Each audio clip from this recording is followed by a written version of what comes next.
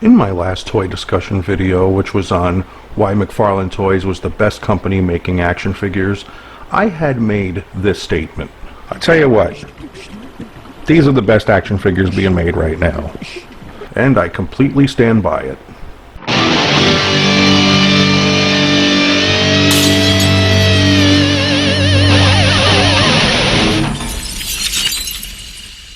So you clicked on this video and you're not thinking, what the fuck is this guy talking about? Because we could all agree that G.I.Joe Classified is the best action figure line that is on the market today, right? Well, much like the people who think Brock Lesnar is a draw, Imagine Dragons does belong in the rock category, and Rob Zombie's Halloween 2 was a fantastic addition to the franchise. There's got to be people who probably think this toy line sucks, right? Well, this video isn't for them. However, though, if you are a casual collector but maybe don't have an interest in G.I. Joe, that's perfectly fine. But I'm going to tell you right now, you can't deny the quality of these action figures.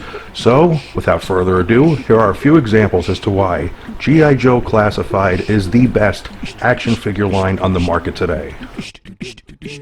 First, I do have to put out a disclaimer.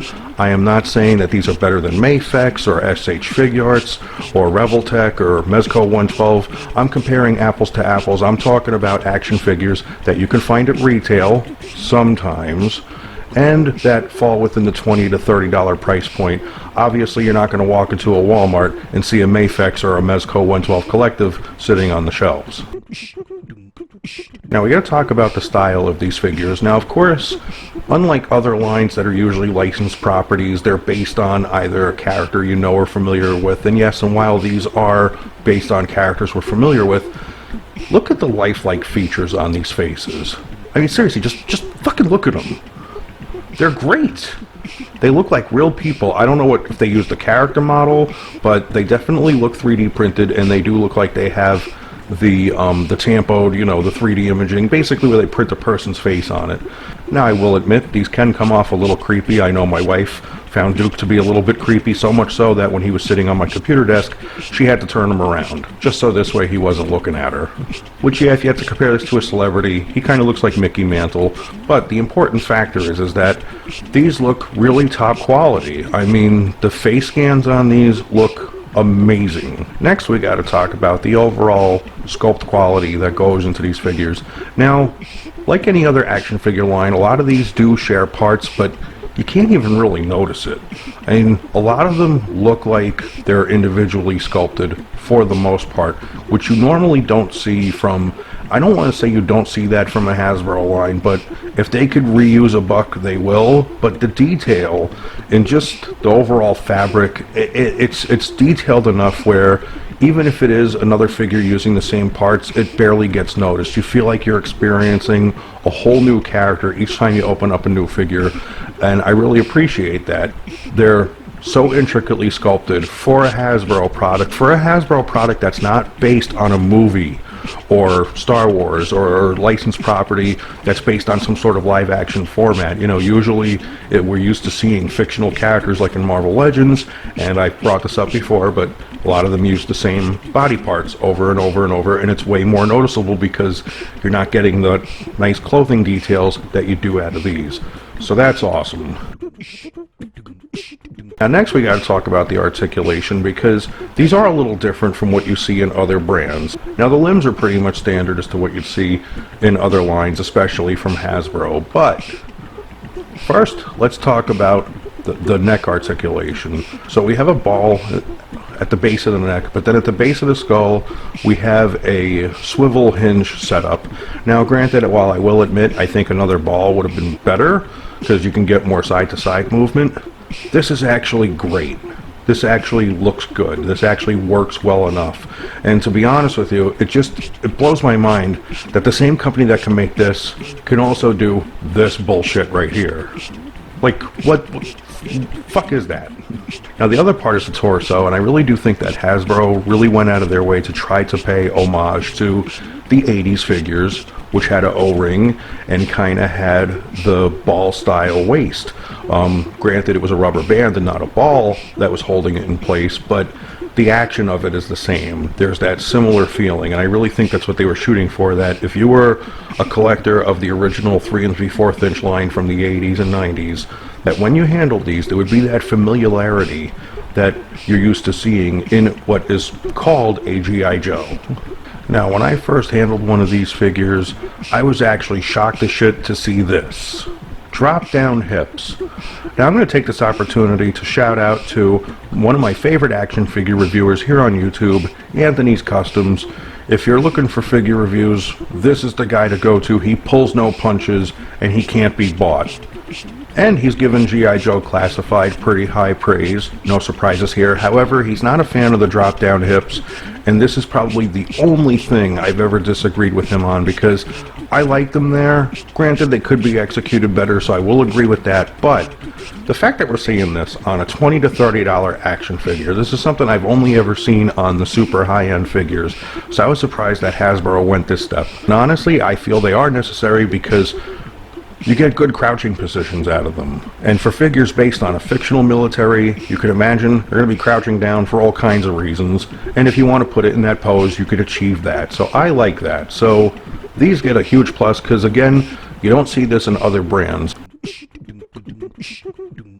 Now, of course, a big thing with collectors, especially if you're spending $20 or above, is accessories. And I gotta say, they're pretty bountiful with G.I. Joe Classified. Okay, just take a look at this shit right here. See this? Look at all these figures, right? They're all holding something of some kind, they're all loaded up, and then boom! Those are the leftover accessories that I couldn't find room for on this figure display. So you're getting your money's worth in accessories. Now granted, there is a lack of things like, you know, alt hands with some figures. Only some figures will come with an alternate set of hands. They all seem to have the trigger finger kung fu grip hands, but to be honest with you, I appreciate that because, again, that's very evocative of the 1980s toy line. So I'm okay with that.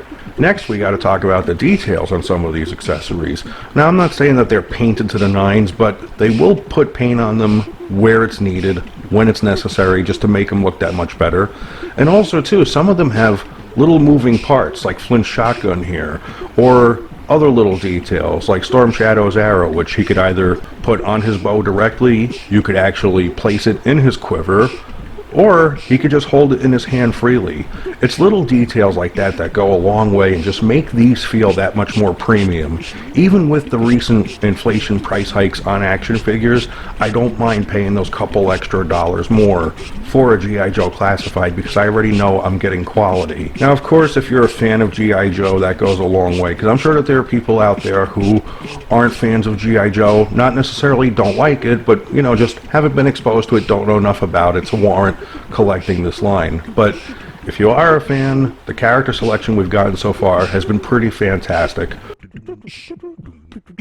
Another big thing is army building, which of course we see in many different lines, but this is a line that just lends to it. Now, of course, all the army building figures are going to be Cobra characters like Troopers and Vipers and Alley Vipers and so on and so forth. The Joes really didn't have those nameless, faceless characters, but hey, you know what? This is kind of what you want, right? Because as you can see here, if you look at my Cobra team, there's not that many, but they make up for it with the troops that they order around doing their bullshit for them, and then the Joes are the Joes. Now, I'm not saying that this line is perfect by any means. It does have its drawbacks like any other action figure line would.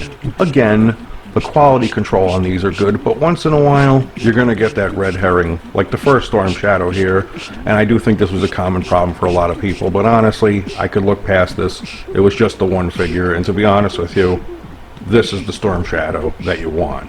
This one's just a really nice bonus. Now, despite being a mass-marketed action figure line, they feel limited in some sense. Now, online purchasing has gotten a lot better, and I'm not going to get into too many details with that, but let's just say that, you know, a little over a year ago, it was a fucking nightmare to get your hands on some of these figures. That has gotten a lot better, and I appreciate that.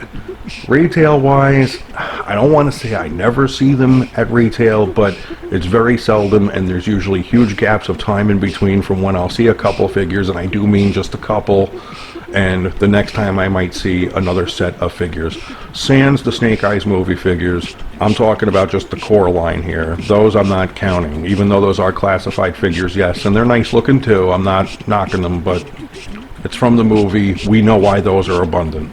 And I gotta say, price point wise, now, while these did climb up a little bit, and again, as I said, I don't mind paying the extra little bit for these, because you know the quality's still gonna be there. If that quality's still there, I'm okay with it. I get it.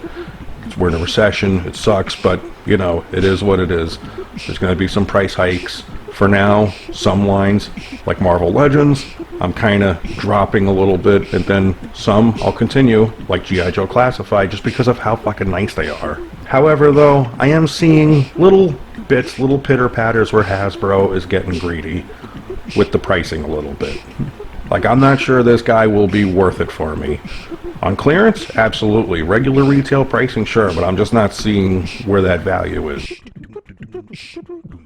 So in closing, the purpose of this video wasn't to tell you, go buy G.I. Joe Classified if you haven't. I'm not looking to sell this on anybody, but I am just looking to point out that out of all the different action figure lines there are, and don't get me wrong, there's so many great action figure lines, and trust me, if I don't collect all of them, I at least collect a few pieces from each of them. But out of all those different brands, within the $20 to $30 price point, what could conceivably be found at retail, G.I. Joe Classified is the best out of all of them, and these were just a few examples why.